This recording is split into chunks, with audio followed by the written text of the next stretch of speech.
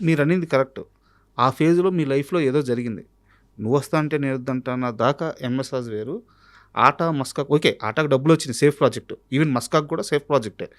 But ఆ 2 సినిమాల MS Raju వేరు. సో ఏం జరిగింది మీ లైఫ్‌లో? అదే నేను అవుట్‌డేటెడ్ అయిపోయాను. ఓకే. మేబీ అంటే ఎందుకు అవుట్‌డేటెడ్ అయిపోయానంటే మళ్ళీ నేను ఎప్పుడూ కూడా వరల్డ్ సినిమా చూస్తానని చెప్పాను కదా! హ్మ్. మార్నింగ్ ఓ సినిమా చూసి ఎక్కడో 3 సక్సెస్‌లు అయిపోయిన తర్వాత రిలాక్స్ అయిపోయిన మైండ్ అయి ఉంటది. హ్మ్. నేను కష్టపడతాను కానీ వర్కౌట్ అవ్వట్లే. అంటే ఏదన్నా ఏదో పాత కథలే ఇస్తున్నాను నేను మళ్ళీ. అంటే సార్. నేను ఎక్కువ అంతకుముందు చేసినంత రిసర్చ్ చేయట్లేదు అని ఎందుకో దాన్ని అక్కడ ఆపేశాను. తర్వాత మా అబ్బాయి కెరియరు సార్.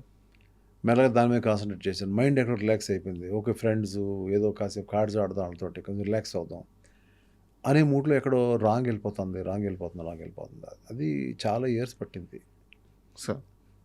అది మేబీ చాలా మందికి ఉంటుందేమో అది. క్రియేటర్స్‌కి కామన్ సార్. ఉంటుందండి. అవును. ఉంటుందండి. But I have taken lot of years మళ్ళీ 'డర్టీ హరి' తోటి మళ్ళీ we have to come back. ఆ స్లోగా మెల్లగా చూసి ఇప్పుడు 'అగదా' ఈ టీజర్ చూస్తే పూర్తిగా మళ్ళీ ఆ క్రియేటివ్ జోన్‌లోకొచ్చేసినట్టుంది బ్రెయిన్. రావాలండి. ఆ! నాకు అవసరం అండి. అయితే అప్పుడు 'రామ్ చరణ్' గారి లాంచింగ్ ప్రాజెక్టు మీరెళ్లి 'చిరంజీవి' గారి దగ్గర రావట్లేదు సార్ వద్దు అని చెప్పినప్పుడు వద్దు అని నేను అనలేదు. అహా! నేను నాతో వద్దు అని మీరన్నప్పుడు వద్దు అనేసాను ఆయన చెప్పేసాను. రియాక్షన్ ఏంటి? ఏమనలేదు. హ్మ్. ఏమనలేదు. హ్మ్. ఏమంటారండి చెప్పినప్పుడు లేదు నేను సారీ చేయలేనని నేను చెప్పలే డైరెక్ట్. పరుచుడు అంటే ఎవరితో ఓకే. నేను చెప్పే ధైర్యం నాకు లేదు కదా! హ్మ్. ఆయన ఎళ్లి చెప్పారు ఏదో మనోడు వర్కౌట్ అవ్వట్లేదు ఏదో కరెక్ట్‌గాని. తర్వాత చరణ్ ఏ సినిమా రిలీజ్ అయినా తనకు ఫోన్ చేస్తాను. హ్మ్. చరణ్ గాని, బన్నీ గాని ఇద్దరు కూడా they are fans of 'నువ్వొస్తే Nenoddantana'. హ్మ్. ఆ టైంలో అల్లు అర్జున్ నన్ను వచ్చి ఆ ఫిల్మ్‌కి నన్ను ఎందుకు కన్సిడర్ చేయలేదండి. హ్మ్. అప్పటికే నేను సక్సెస్‌ఫుల్‌గా ఉన్నాను కదా! హ్మ్. నన్ను ఎందుకు పెట్టుకోలేదని అడిగాడు ఓ రోజు. అబ్బా! ఆ!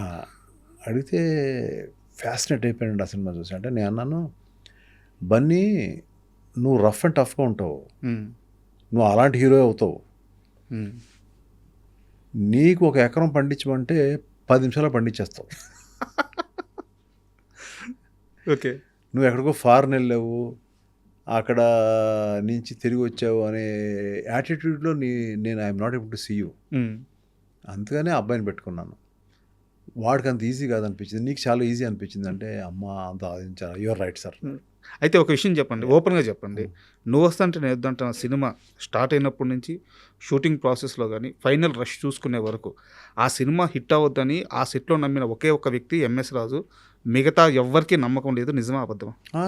ఉందండి. ప్రభుదేవాకు నమ్మకం ఉంది. ఓకే. మిగతా ఎక్కువ మందికి? అందరికీనండి. తీసే కెమెరామెన్ వేణు గారికి, హ్మ్. అందులో యాక్ట్ చేసేవాళ్ళందరికీ 100% ఈ సినిమా బాగా ఆడుతుందండి. హ్మ్. కానీ నాకు నమ్మకం ఎప్పుడు పోయిందంటే ఒక స్టేజ్‌లో పోయింది. హ్మ్. అప్పుడు మేమంతా అరకులో ఉన్నాం. ఓకే. ఆల్రెడీ కొన్ని ఇంటర్వ్యూస్‌లో ఇచ్చాను ఇది. మళ్ళీ చెప్తున్నా. ఏం చేయాలి ఇంతమంది యూనిట్ ఉన్నారు. 250 మంది యూనిట్ ఉన్నారు. ఎంతమంది ఫైట్ మాస్టర్‌లు, ఫైటర్సు ఈ రకరకాల పీపుల్ ఉన్నారు. ఎట్లా ఏం చేయాలి అని అనుకున్నప్పుడు ప్యాకప్ చెప్పేసాను. హ్మ్. Entire unit was in Araku. మొత్తం వెళ్ళిపోయాం. అందరికి అర్థం కాల. అడిగే ధైర్యం లేదు ఎవడికి. హ్మ్.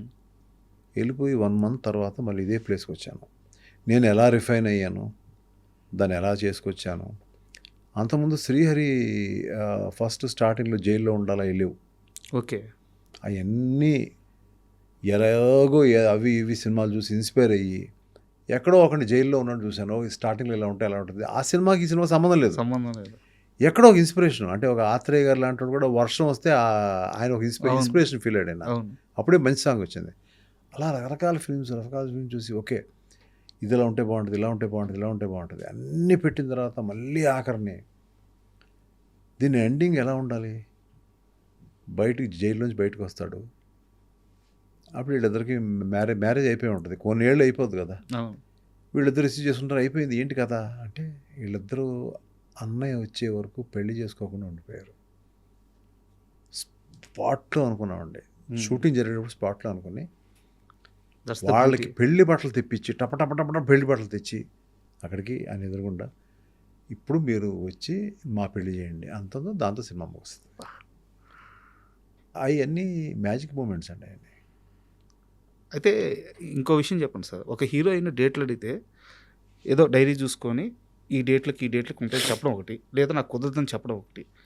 డైరీ ప్రొడ్యూసర్ చేతికి ఇచ్చేసి మీకు ఎప్పుడు కావాలో మీరు రాసుకోండి, మీరు ఎప్పుడు పిలిస్తే అప్పుడు వస్తానని చెప్పడం అసలు ఎక్కడా జరగదు. ఎంఎస్ రాజు గారికి త్రిష మధ్యగా జరగద్దంటే ఏంటిది? అయ్యో Trisha is my all time.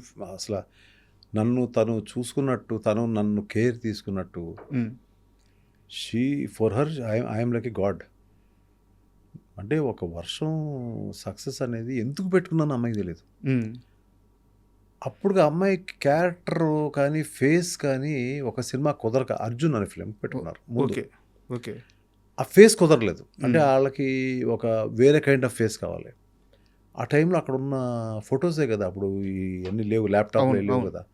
ఆ ఫొటోస్ మహేష్ బాబు దగ్గర చూశాను. ఏంటి బాగుంది కదా బాబు అన్న, క్యారెక్టర్ సూట్ అవుతుంది అన్నారని డైరెక్టర్ గారు అన్నారు. ఓకే నేను పెట్టుకోవచ్చా అన్న, పెట్టుకోండి అన్నారు.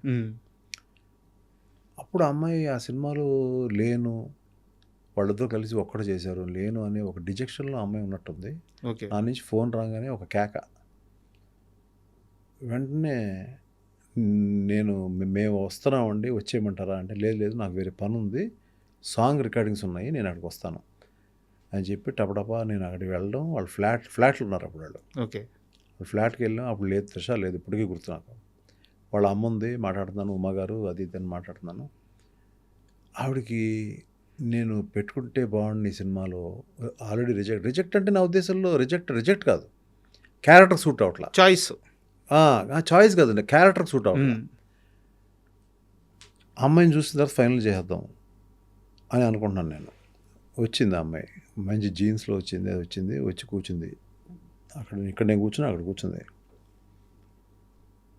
ఏంటి చిన్న టమ్మీ ఉంది, ఎక్సర్సైజ్ అన్న. ఓకే అంది. అంటే వాళ్ళకి అర్థమైపోయింది నేను సినిమా పెట్టుకుంటున్నానని. సో వెంటనే ఉమ్మగారు అంది, వాళ్ళ మదరు, అయితే మీరు సినిమా పెట్టుకుంటారన్నమాట అంది. అందుకే కదా చెప్పింది.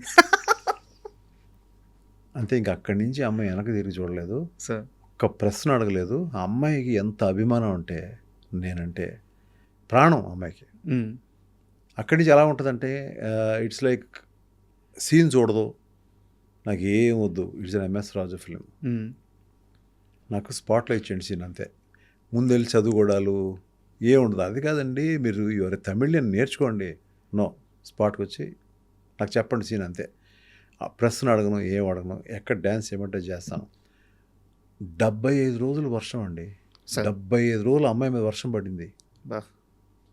అప్పుడు వర్షానికి వంశీ పైడిపల్లి నా దగ్గర ఆ సినిమాకి పనిచేశాడు. దానికి పనిచేస్తే అసోసియేట్ డైరెక్టర్గా పనిచేస్తే తను మొత్తం రెయిన్కి అంతా ఇచ్చారు సరే. ఓకే అప్పుడు అమ్మాయి కొంచెం పక్కనేయండి అని అతను చెప్పేది, అరిచివ్వండి గట్టిగా ఇక్కడి నుంచి.